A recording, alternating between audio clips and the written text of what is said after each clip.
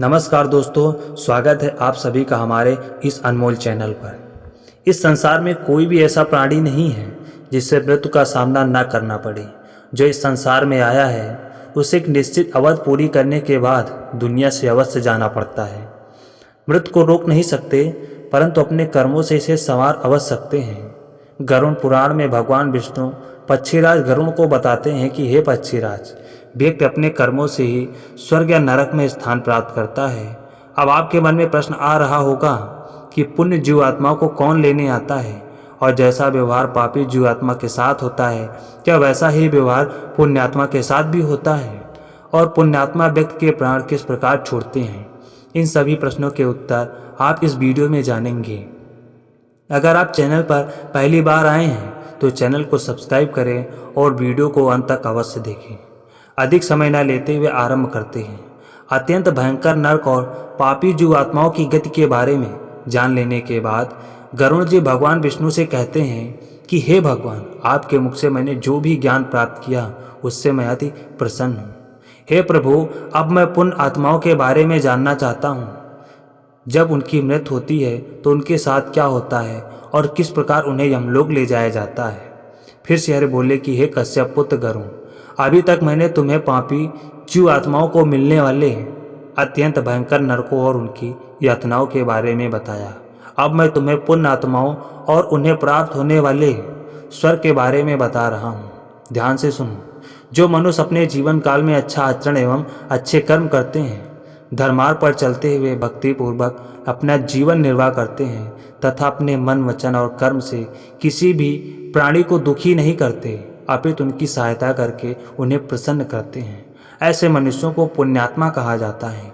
ऐसे मनुष्य दान पुण्य करने तथा धर्म कार्य करने में सदा तत्पर रहते हैं। सदैव इनके मन में सभी प्रकार के जीवों के प्रति दया भाव रहता है।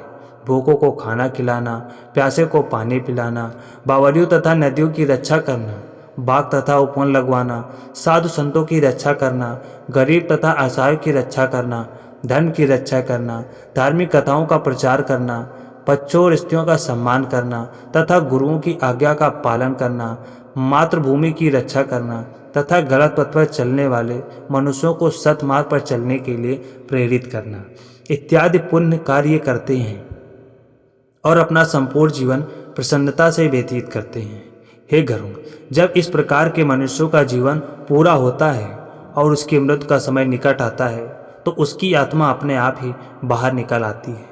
यमदूत उसको डराते नहीं, बल्कि यमदूत उस पुण्य आत्मा का स्वागत करते हैं और उस पुण्य आत्मा को अपने साथ चलने का आग्रह करते हैं। वास्तव में उस समय वह यमदूत भगवान के दूत अर्थात देवों के स्वरूप में आ जाते हैं। इस प्रकार यम द्वारा निर्दिष्ट योनि में उन्हें गति प्राप्त करने में जो प्राणी सफल हो जाते हैं वो सुंदर सुंदर गीत गाते बजाते और नृत्य करते हुए प्रसन्न चिन्त होकर गंधर्व के साथ सुंदर हार पहनकर, नुपुर आदि नाना प्रकार के आभूषणों से युक्त, चंदन आदि की दिव्य सुगंध और पुष्पों के हार से सजी और चमचमाते हुए विमान में सवार होकर स्वर्गलोक को जाते हैं। स्वर्गलोक में अत्यंत सुंदर अप्सराएं फूल मालाओं से उनका हार्दिक अभिनंदन और स्वागत करती हैं। स्वर्ग में पहुंचकर भी अत्यंत शुभ फलों का वो भोग भोगते हैं। वहां पर सुख और ऐश्वर्य का आनंद लेते हैं।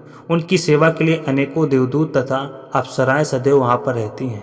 इस प्रकार जब तक उनकी पुण्यों की अवधि समाप्त नहीं हो जाती तब तक वह स्वर्गलोक का वैभव भोगते हैं। पुण्य समाप्ति के पश्चात जब वो स्वर्ग से पुनः पृथ्वी पर आते हैं तो राजा अथवा महात्मा के घर में जन्म लेकर सदाचार का पालन करते हैं। इस प्रकार वे समस्त भोगों को प्राप्त करके पुनः स्वर्ग को प्राप्त हो जाते हैं, अन्यथा पहले के समान आरूढ़ी योनि में जन्म लेकर दुख भोगते हैं। हे गरुड़, मृतलोक में जन्म लेने वाली प्राणी की मृत्यु होना निश्चित है। तदंतर पृथ्वी तत्व में पृथ्वी, जल तत्व में जल, अग्नि तत्व में अग्नि, वायु तत्व में वायु, पानी तत्व में पानी और सर्वव्यापी मन चंद्रमा में जाकर विलीन हो जाता है। हे पक्षीराज, शरीर में काम, क्रोध एवं 5 इंद्रियां हैं। इन सभी का शरीर में रहने वाले चोर की संज्ञा दी गई है। काम, क्रोध और अहंकार नामक विकार भी उसी में रहने वाले चोर हैं तथा इन सभी का नायक मन है। इस शरीर का संहार करने वाला काल है जो पाप और पुण्य से जुड़ा रहता है।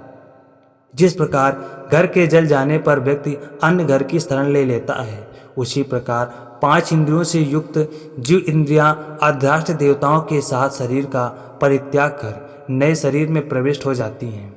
शरीर में रक्त आदि धातुओं से युक्त या षटकौशिक शरीर सभी प्राण अपान आदि पंचवायु मल मूत्र अस्थि शुक्र और स्नायु यह सभी शरीर के साथ ही अग्नि में जलकर भस्म हो जाते हैं। यह तब तक निरंतर चलता रहता है जब तक कि वह जीव आत्मा दिव्य पुण्य आत्मा बनकर परमात्मा में विलीन होकर मोक्ष को प्राप्त नहीं कर लेती। मोक्ष प्राप्त करना इतना सरल नहीं परंतु इतना कठिन भी नहीं। अगर मनुष्य नित्य परमात्मा का भजन कीर्तन व जप करे तो प्रतिदिन वह परमात्मा के निकट आ जाता है। आज की हमारी प्रस्तुति में इतना ही।